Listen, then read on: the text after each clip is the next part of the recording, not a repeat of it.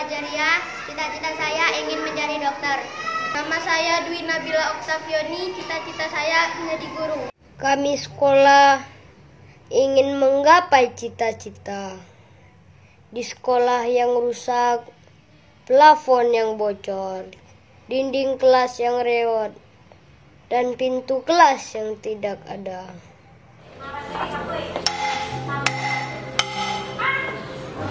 Yo, bro! Hormat, bro!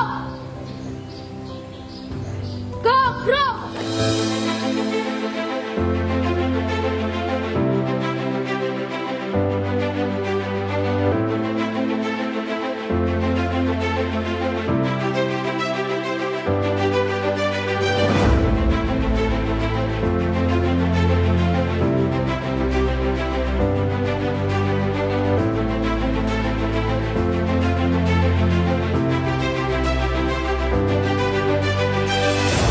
Pendidikan menjadi kunci dalam menyiapkan sumber daya manusia (SDM) unggul di masa depan. Untuk mendapatkan generasi terbaik, tentu diperlukan pula sarana pendukung yang apik. Salah satunya dengan menciptakan suasana yang nyaman di lingkungan instansi pendidikan, seperti ruang belajar, mengajar, dan gedung sekolah yang memadai.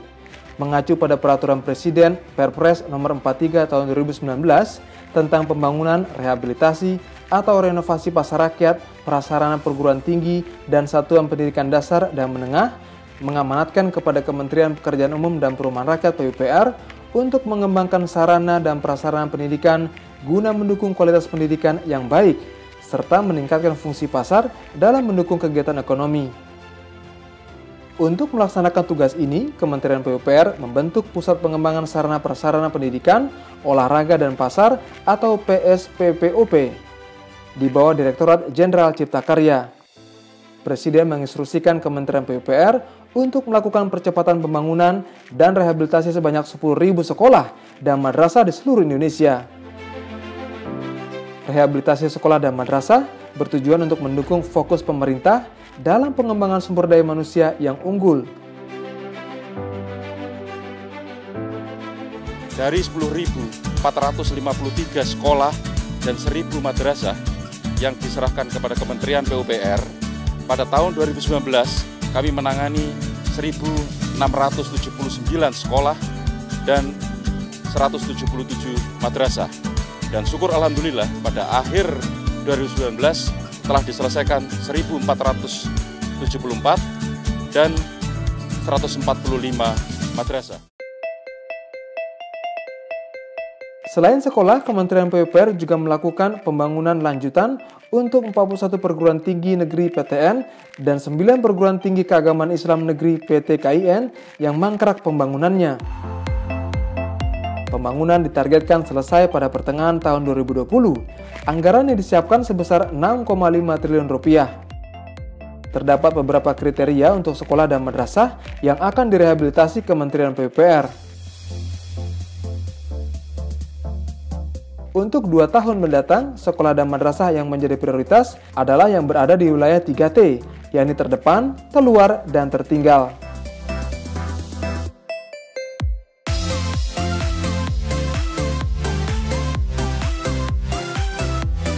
Hal ini juga termasuk dalam keputusan Menteri Desa Nomor 126 Tahun 2017 tentang penetapan desa prioritas sasaran pembangunan desa, PDT, dan transmigrasi. Untuk sekolah negeri, ada beberapa syarat agar mendapatkan fasilitas rehabilitasi dan renovasi. Di antaranya berdiri di atas tanah milik pemerintah desa, dan dari hasil verifikasi Kementerian PUPR masuk kategori rusak berat. Sementara pada PTN dan PTKIN, syaratnya antara lain bangunan tidak dalam sengketa atau masalah hukum, memiliki AMDAL dan IMB, serta telah melakukan audit dari BPKP dan audit kelaikan bangunan.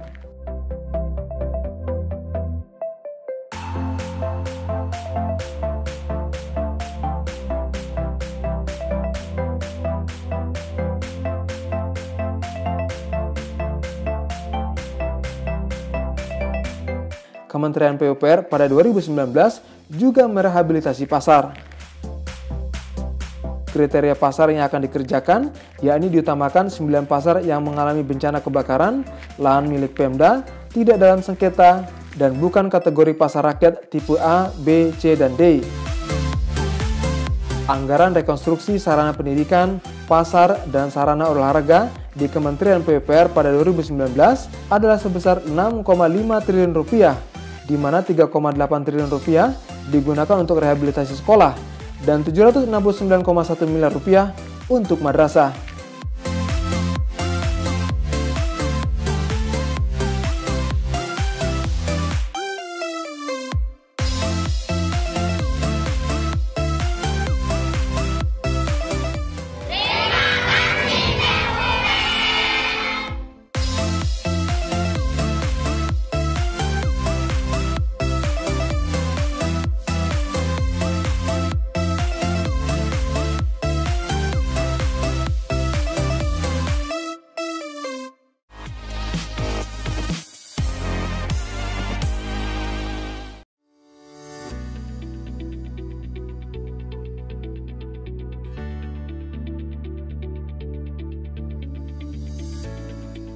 Pusair adalah salah satu dari 4 institusi penelitian dan pengembangan di bawah Kementerian Pekerjaan Umum dan Perumahan Rakyat. Kampus Pusat Pusair terletak di Jalan Insinyur Haji Juanda nomor 139 Bandung, Indonesia. Kampus Pusat Pusair terdiri dari 4 bangunan dengan fungsi yang berbeda. Bangunan utama berfungsi melaksanakan pengelolaan yang terbagi menjadi 4 tata bidang. Selain bangunan utama, terdapat 3 balai penunjang dengan laboratorium khusus yang terdiri dari Balai Hidrologi dan Tata Air,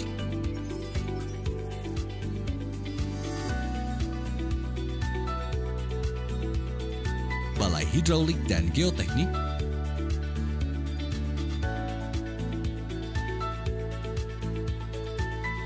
serta Balai Lingkungan Keairan.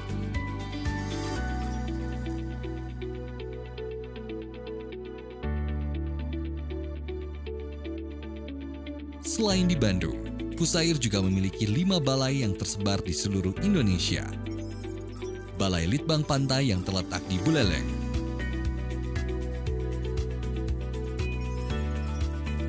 Balai Litbang Rawa yang terletak di Banjarmasin, Balai Litbang Sungai yang terletak di Surakarta,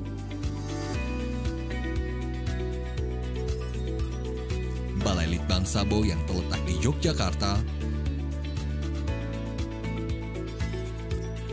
dan Balai Litbang Irigasi yang terletak di Bekasi.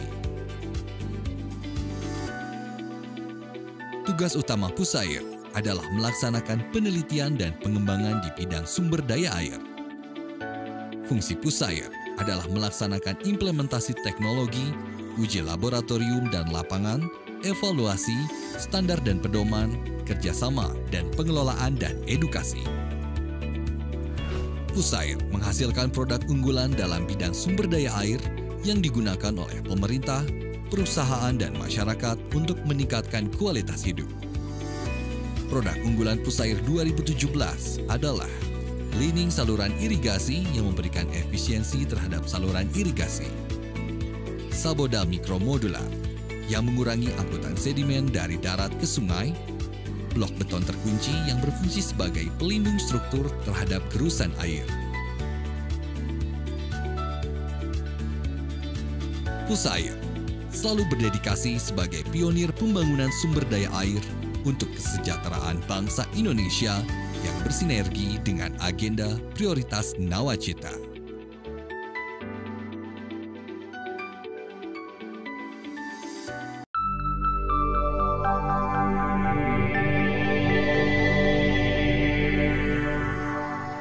Aku ke sekolah muternya jauh banget.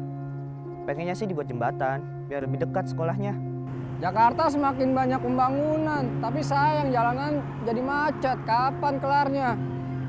Udah mulai musim hujan, jalan pada berlubang. Kapan dibenerinnya? Tuh, warga jalannya sih banyak yang hilang. Daripada yang rusak nih, harusnya diperbaiki dong nih untuk sepeda kan supaya aman kita nih. Kelarnya. Apa diperbaiki dong? Setiap hari selalu saja ada saran atau pengaduan terkait infrastruktur jalan seperti yang kita saksikan tadi. Lalu bagaimana Direktorat Jenderal Bina Marga mengelola pengaduan kita? Yuk kita pahami bagaimana saran atau pengaduan masyarakat dikelola oleh unit pengaduan Bina Marga. Kamu bisa menyampaikan saran dan pengaduan kamu melalui email pipbinamarga@pu.go.id atau bisa juga melalui kanal pengaduan di website www.binamarga.pu.go.id. Kamu buka beranda pada website Bina Marga, lalu kamu akan menemukan menu saran dan pengaduan pada bagian kanan atas halaman tersebut. Terus tinggal klik deh. Kamu harus mendaftar terlebih dahulu sebelum akhirnya bisa melakukan login. Setelah mendapatkan konfirmasi melalui email, silahkan login. Kemudian kamu akan diarahkan untuk mengisi biodata. Selanjutnya, tinggal ketik saran dan pengaduan kamu. Ingat ya, sertakan titik lokasi yang spesifik terkait jalan atau jembatan nasional yang harus ditindaklanjuti oleh Bina Marga. Kamu juga bisa datang langsung ke ruang pelayanan informasi publik Bina Marga di gedung Direktorat Jenderal Bina Marga. Ada beberapa prosedur pengelolaan pengaduan masyarakat. Di sini, kamu akan diarahkan oleh petugas pelayanan untuk mengisi formulir terlebih dahulu. Jika pengadu adalah instansi, maka wajib melampirkan berkas-berkas khusus sesuai yang diatur oleh perundang-undangan yang berlaku. Sementara untuk pengadu berbadan hukum, wajib menyertakan lembar pertama dan terakhir anggaran dasar yang telah disahkan oleh Kementerian Hukum dan HAM. Petugas pelayanan akan memverifikasi berkas-berkas pengadu untuk ditindaklanjuti. Buat kamu yang berada di daerah, tenang aja, Ditjen Bina Marga didukung oleh 22 balai yang tersebar di seluruh Indonesia loh.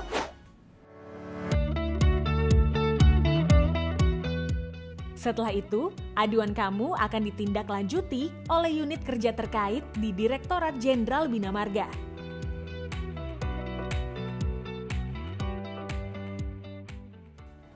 Jadi, jangan khawatir, Ditjen Bina Marga pasti akan menindaklanjuti pengaduan kamu. Karena saran dan pengaduan kamu sangat berarti bagi Bina Marga, agar kinerja kami menjadi lebih baik. Jangan lupa untuk follow media sosial Bina Marga untuk mendapatkan informasi paling update seputar jalan nasional, jalan tol, dan jembatan nasional. Yuk sama-sama berkontribusi untuk membangun infrastruktur Indonesia yang lebih baik.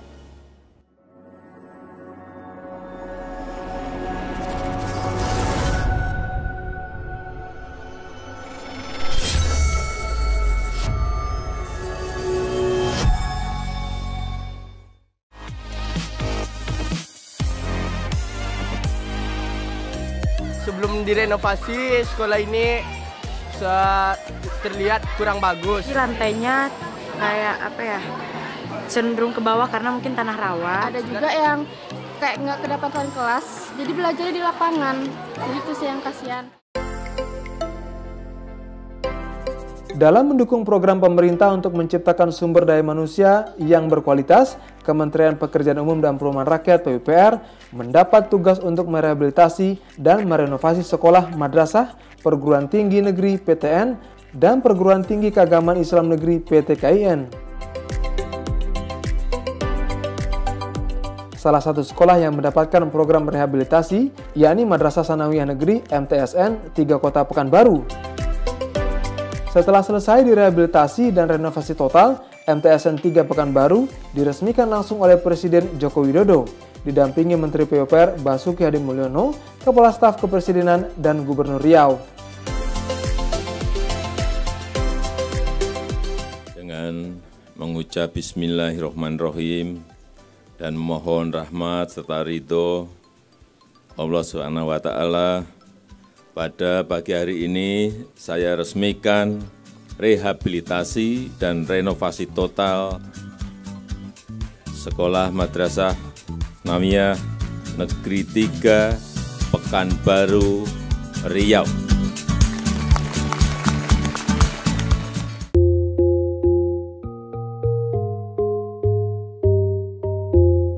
Setelah peresmian, Presiden Jokowi dan rombongan meninjau sejumlah ruangan dan melakukan penanaman pohon kelengkeng di belakang sekolah.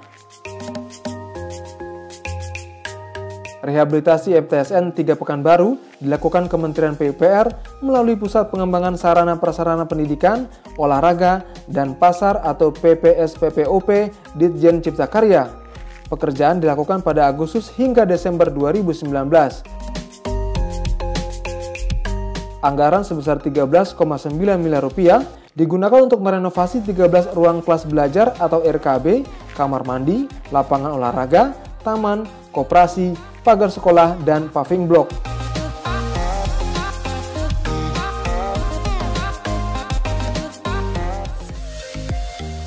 Saya kira ini bagus ya, standarnya kalau yang di PU yang kita kerjakannya harus ada lapangan olahraga dan ada toilet yang baik termasuk cuci tangan, airnya bagus. Saya kira mudah-mudahan standar ini bisa kita teruskan di sekolah-sekolah. Secara umum saya kira bagus, tapi saya masih minta untuk dilengkapi, diselesaikan landscape-nya supaya sekalian lebih bagus. Sebelum adanya rehabilitasi, kondisi MTSN 3 Pekanbaru rusak berat karena terjadi penurunan tanah, sehingga merusak konstruksi bangunan. Setelah Kementerian PUPR melakukan rehabilitasi, madrasah menjadi lebih nyaman digunakan belajar mengajar. Kementerian PUPR mendapat instruksi melakukan percepatan pembangunan dan rehabilitasi sekolah di seluruh Indonesia. Rehabilitasi dilakukan pada 10.000 sekolah dan madrasah mulai 2019 hingga 2024. Pada 2019, yang berhasil direhabilitasi sebanyak 1.679 sekolah, baik SD, SMP, ataupun SMA.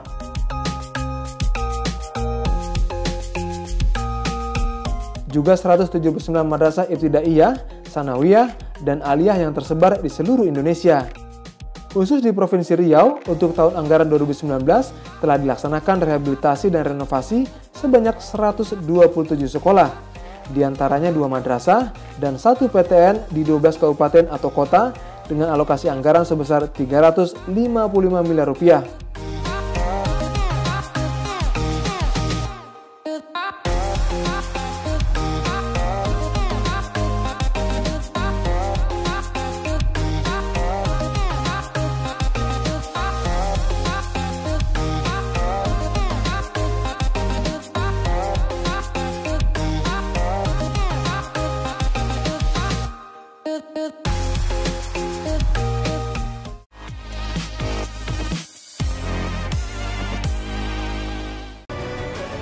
Assalamualaikum warahmatullahi wabarakatuh. Shalom, Om Swastiastu, salam sejahtera.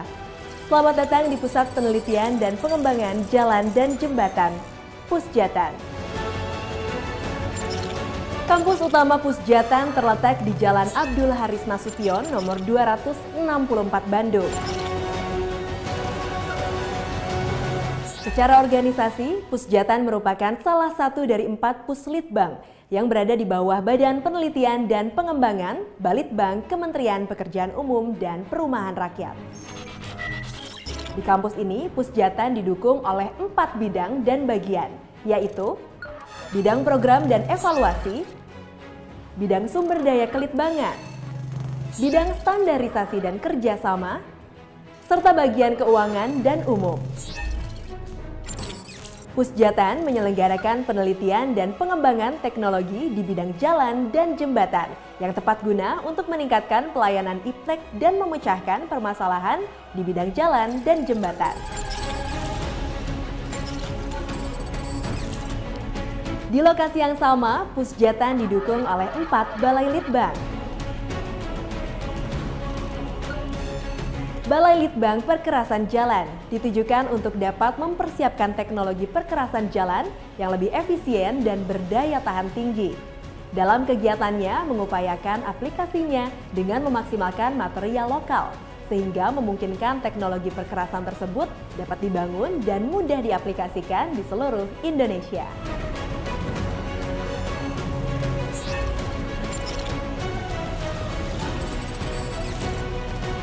Balai Penelitian dan Pengembangan Struktur Jembatan bertugas mengembangkan teknologi jembatan dan struktur sehingga memungkinkan konektivitas antar wilayah, antar pulau yang lebih efisien dan dapat mendorong daya saing.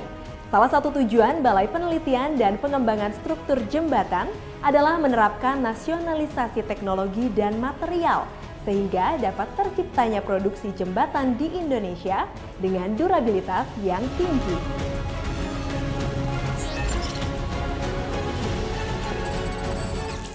Balai Penelitian dan Pengembangan Geoteknik Jalan bertugas untuk mendukung persiapan teknologi jalan terkait dengan teknologi penanganan tanah dan pondasi, penanganan tanah bermasalah, dan manajemen bencana, sehingga dalam aplikasinya dapat mengupayakan solusi teknologi penanganan tanah, pondasi, dan lereng yang cost efektif.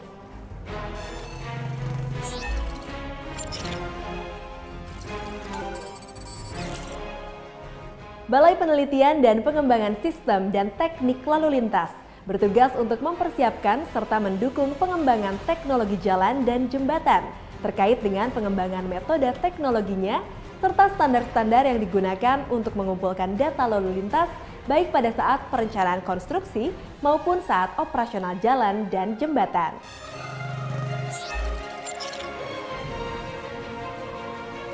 Untuk pelayanan uji laboratorium meliputi uji laboratorium sistem dan teknik lalu lintas,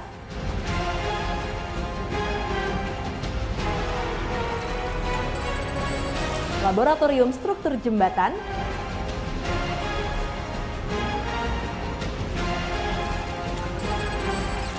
laboratorium perkerasan jalan,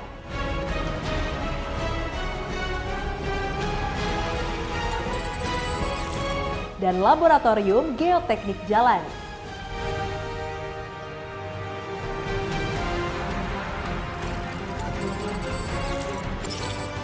Pusjatan siap menjadi mitra dalam pengembangan dan pembangunan infrastruktur, khususnya di bidang jalan dan jembatan.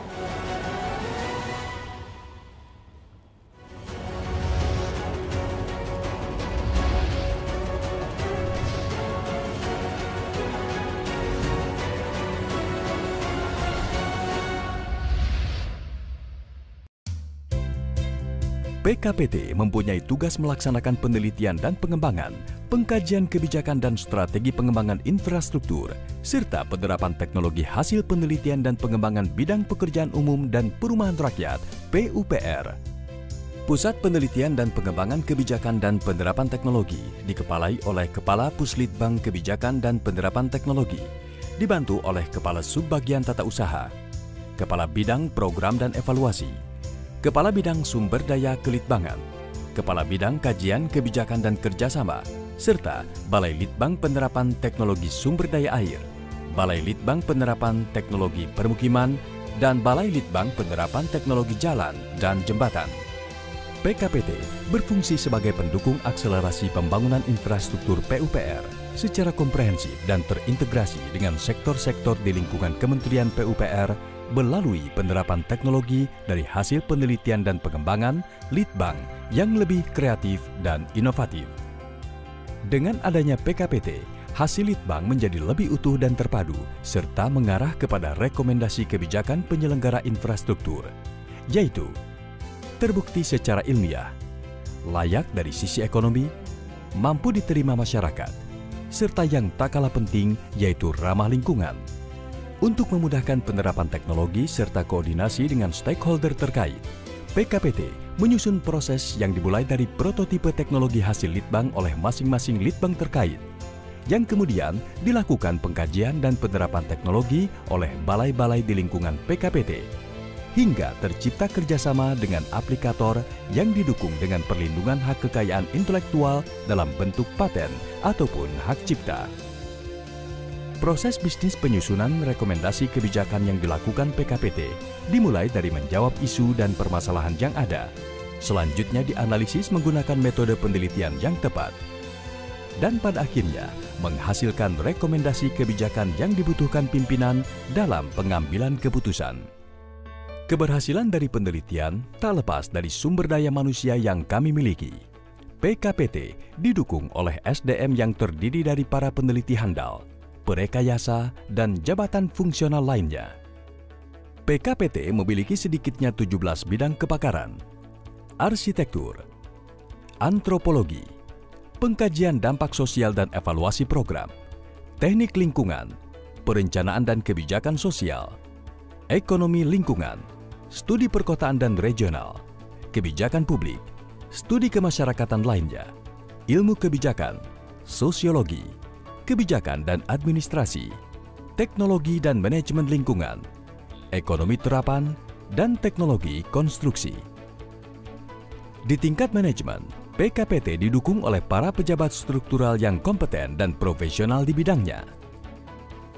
PKPT menyediakan data dan informasi kebijakan infrastruktur PUPR. PKPT telah berkarya dan menghasilkan produk hasil Litbang, yaitu kajian hasil Litbang aspek ekonomi infrastruktur, rekomendasi kebijakan mendukung infrastruktur PUPR, dukungan penerapan teknologi Litbang, penyediaan data dan informasi tentang kebijakan dan penerapan teknologi, serta layanan advis sosial ekonomi, juga beberapa rekomendasi kebijakan, seperti Peraturan Menteri dan Surat Edaran Menteri sebagai dukungan akselerasi penyelenggaraan infrastruktur pekerjaan umum dan perumahan rakyat. PKPT juga menghasilkan produk Litbang Terapan, yaitu Strategi Akselerasi Pengadaan Tanah untuk Pembangunan Infrastruktur PUPR, Kajian Pengendalian Pembangunan di Kawasan Ekonomi Khusus berbasis daya dukung dan daya tampung, Kajian Perhitungan Opportunity Cost untuk peningkatan efektivitas perencanaan OP infrastruktur PUPR, Litbang Potensi Penerapan Teknologi Perumahan dan Permukiman, SPAM, dan Sanitasi mendukung penanganan kawasan kumuh. Guna mendukung stakeholder internal dan eksternal, PKPT membangun pusat data dan informasi, antara lain Laboratorium Kebijakan Infrastruktur PUPR, Instrumen Pemetaan Data Socycling Sistem Inovasi Teknologi Hasil Litbang, Teknologi Online Electronic Office System, Perpustakaan Online, Repositori Hasil Litbang, Jurnal Online, serta beberapa aplikasi untuk mendukung aspek non-teknis dalam pembangunan infrastruktur PUPR. Penyelenggaraan infrastruktur pekerjaan umum dan perumahan rakyat dimulai dari tahap gagasan, perencanaan, pelaksanaan, hingga monitoring dan evaluasi beberapa karya tersebut, seperti Advis Inovasi Tata Kelola Teknologi Updating mendukung penyediaan air minum, Advis Pemetaan Sosial Ekonomi dan Lingkungan, Advis Pembangunan Jalan, Advis Pembangunan Jembatan. Untuk informasi lebih lanjut, kami bisa dihubungi di http://litbang.pu.go.id/pkpt, email pkpt@pu.go.id, telepon 021 727 84641, atau kunjungi media sosial kami Puslitbang Kebijakan dan Penerapan Teknologi, Facebook @puslitbangkpt, Twitter @puslitbangkpt, Instagram @puslitbangkpt, YouTube PKPT Kementerian PUPR. Inovatif, kreatif, dan berkelanjutan.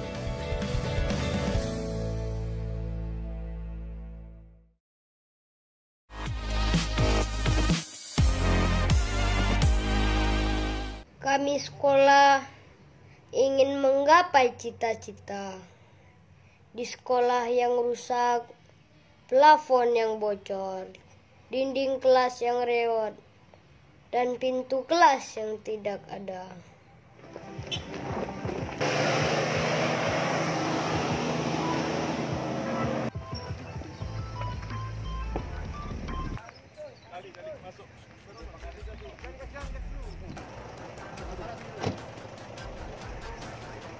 Agak bantu dikit bang, bisa dibantu dorong.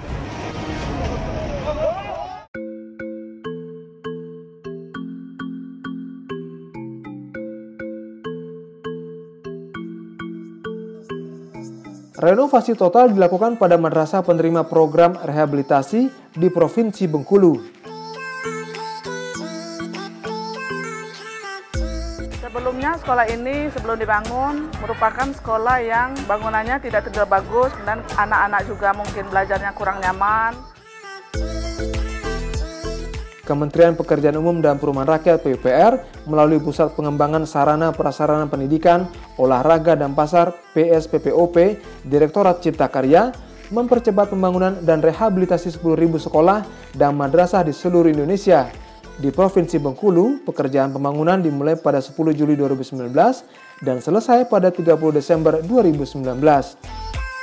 Mencakup pekerjaan gedung ruang kelas belajar atau RKB, sarana dan prasarana seperti lapangan sekolah dan pagar, kemudian toilet.